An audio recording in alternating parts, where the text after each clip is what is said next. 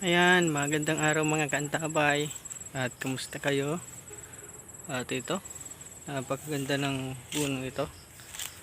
Isa pa rin sa mga tira ng ating mga kaibigan. Ayan. So matagal na yun dyan mga kaantabay. Ano, napakagandang puno niyan.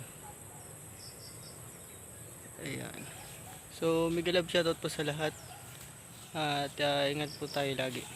At huwag niyo kalimutan magdasal at manalig sa buong may kapal.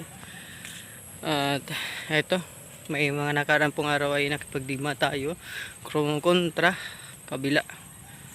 Once kasing mahina po yung loob ng isang tao, posibilidad po silang kasukan ng mga masasama ng mga elemento. Ano po, so lagi yung lakas ng loob at pananalig. Kahit gaano man kalakas yung mga gamit nyo, kung ang pananalig ay mahina, wala pa rin po yung bisa. Wala pa rin, hindi gagana. At patuloy pa rin ang pananalasa ng mga elemento na masasama.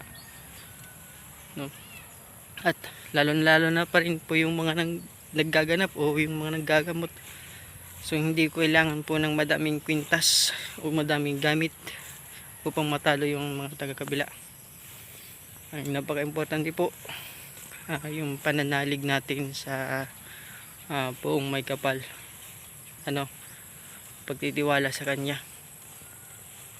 At pag nagawa niyo yun,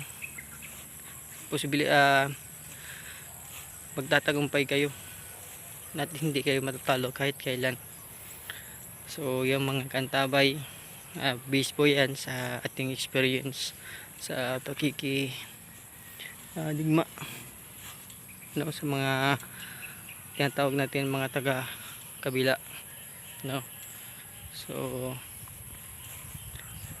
hindi lang po ang